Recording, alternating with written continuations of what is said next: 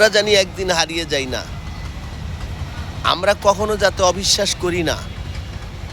কারো প্রতি যদি কেউ অবিশ্বাস হয় সেটা ভুল ধারণা, একদম ভুল ধারণা। বিশ্বাস কখনো হারাইবেন না, কারণ এই দেশে বাঁচতে গেলে লড়াই করেই বাঁচতে হয়। এই দেশে বাঁচতে গেলে লড়াই করেই একটা জীবন করতে হয়, না হলে এই দেশে থাকা যাবে না।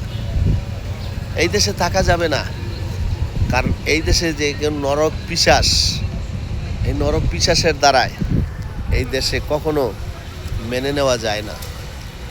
আমরা কিছুই দিতে পারবো না।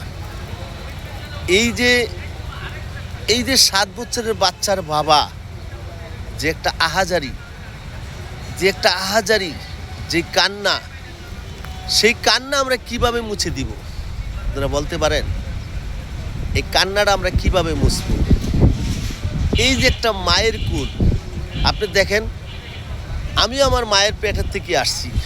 আমার মা আমাকে পৃথিবীতে জন্ম দিছে, কিন্তু 10 মাস 10 দিন গর্ভে রাখিয়া তাকে পৃথিবীতে আনার পরও সে পরিশ্রম কইরা খাইয়া না খাইয়া গুমুত তার পাশে সর্বদাই পরিশ্রম কইরা দেওয়ার পরও যদি দুনিয়াতে আসার পরে 7 বছর পরে যদি অন্যের হাতে এই বাচ্চাটা নির্মমভাবে হত্যা হয়, এটা ওই বাবা মা কিভাবে মেনে নেয়?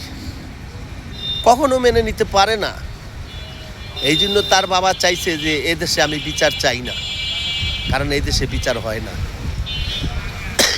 এই দেশে বিচার হয় না, এই বিচার আমরা মানিও না, এই বিচার আমার দরকারই। এটা একদম সত্য। এই যে আছিয়ার যে মৃত্যুটা, আমরা তো এখনো দেখতে পারলাম না যে তার বিচার হয়েছে।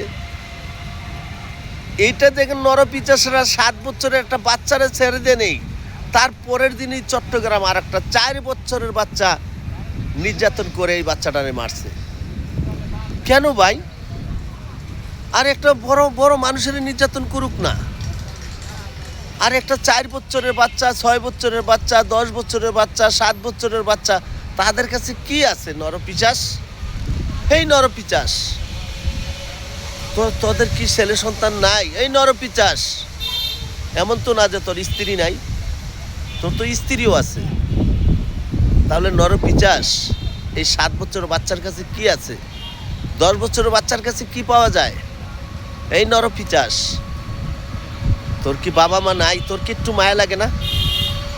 তোরে যদি জনগণের মধ্যে যদি ফালায় যদি হুতায়া তোরে মারে, তাহলে তুই তোর বাবা মা কিরকম আহাজারি করবে?